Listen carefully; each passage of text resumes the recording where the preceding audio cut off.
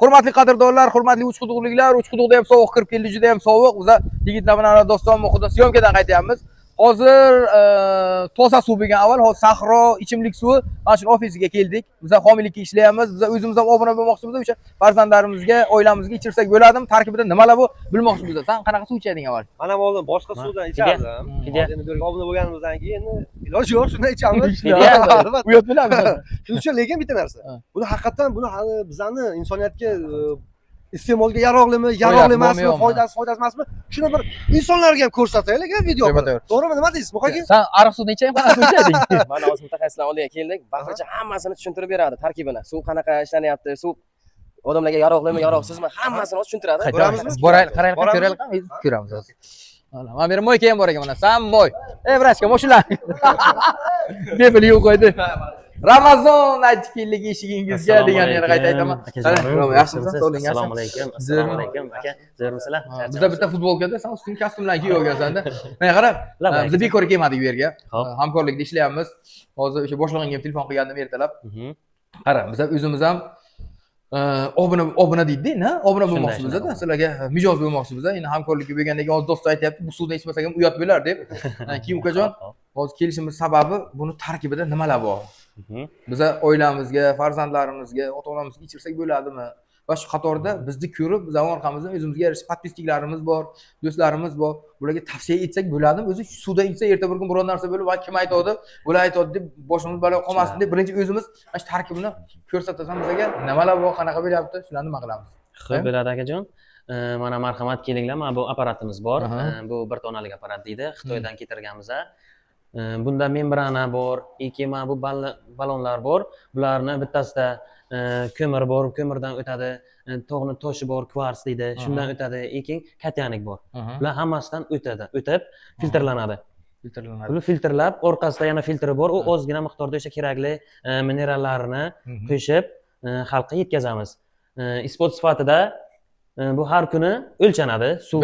Bu gaplar endi nimada Ramazon biza qishloqda bachasi biza Navoiyni bachasi jaylarida bo'ligan gapga yetishimiz kerak. Endi to'g'ri, mana qanaqadir ko'mirdan, toshdan, tudimsimdan yutish mumkin. Men ko'rganman, o'z do'stim bilan muhitdan aytayapti, aka bir joyga ko'rib qoldik. Suvni o'lchab ko'rsa, haqiqatan vodoprovoddan keladigan suv juda ham tarkibi buzuq ekan.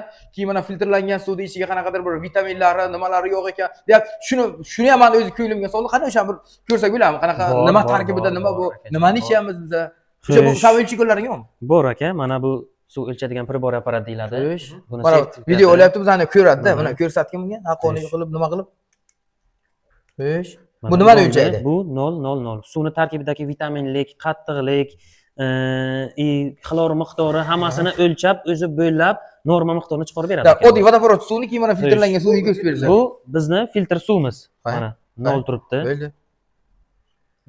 Tarkibi 6.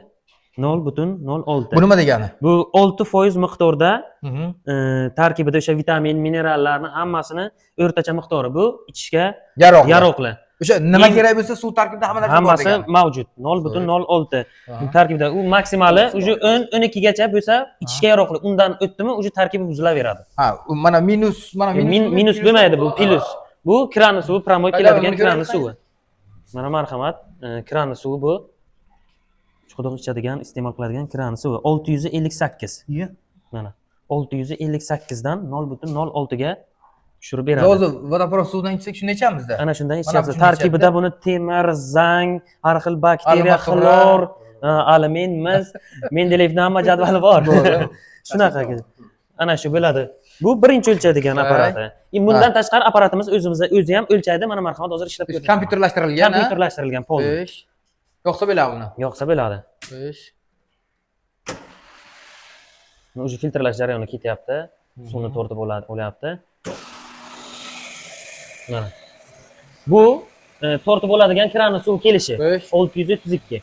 Kranli suvni anonsi tarkibi. Ha, 632. Xo'sh. 632 bo'ladi. Bu hozir maksimal darajaga chiqib filtrlashi, keyin asta mana kamayapti, ko'ryapsizmi? 25 tushib, o'zi bir xil miqdorda to'xtab qoladi. To'xtadi, o'zi 7 ga tushyapti. 607. 607 bo'ladi. Bemalol agar kimda kim o'lchab ichadigan suvni o'lchamoqchi bo'lsa, bemalol kelaversin, xohlagan apparati bilan bizni suvimizni o'lchab ketishi mumkin. И undan tashqari bizni sertifikatlangan, hammasi mavjud. SESdan kelib tekshiradilar. Har oy dezinfeksiya, hamma ishlar olib boriladi. Shuni aytganim uchun ertalab Muxtar aytgandek, bizning sertifikatlarimiz bor. O'shalar qani ko'rsak bo'ladi? Mana marhamat ko'rishlaringiz mumkin. Bu suvni o'sha yaroqli, mana sahro suvi sanitarniy odam ichsa bo'ladi deganda, odam ichsa bo'ladi bor degani. Shunday. Hurmatli do'stlar, haqiqatan ham ishondingizda. Uni ko'rgandan keyin ishonmasa bo'lmaydi. Haqiqatan ham shahar bedaroz emas. O'sha odamlar ichib, oilasi bilan iste'mol qiladigan suvni haqiqatan ham SESdan o'tadi. Qanaqadir bir suvni bir vazirliklari bir nimalar bo'lsa kerak-da, nazorat qiladigan. Albatta, albatta. Mashinadan o'tib mana sertifikatlari qo'yilgan, qog'ozlari bor ekan. Yaxshi? Mana endi obuna bilamiz, a'zo bilamiz va qolganlarga ham tavsiya etamiz. Bemalol do'stlar, rostdan men o'zim ko'zim bilan ko'rdim. Endi videoga qanday ko'rinadi bilmadim, lekin realni kelib beri joy ko'rsa boshqacha bo'laydi.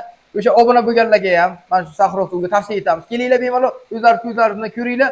Haqiqatan ham vodoprovoddan keladigan suvni o'zini alohida filtrlagan, keyin tog' toshidan o'tkar ekan, ko'mirdan o'tkar ekan, nimalar bir nimalar qilib filtrlab, suvni o'sha avval ham aytgandim, 6-7 marta filtrlab, keyin tarkibiga o'sha alma, anor, qavun, tarvuzli vitaminli qo'shib yetkazib berganda. Gap bo'lishi mumkin emas. Ramazon bemalol bella akajon. Olib ketadi bo'ladi. Bo'ladi, bemalol. Sog' bo'linglar. Salomat bo'linglar.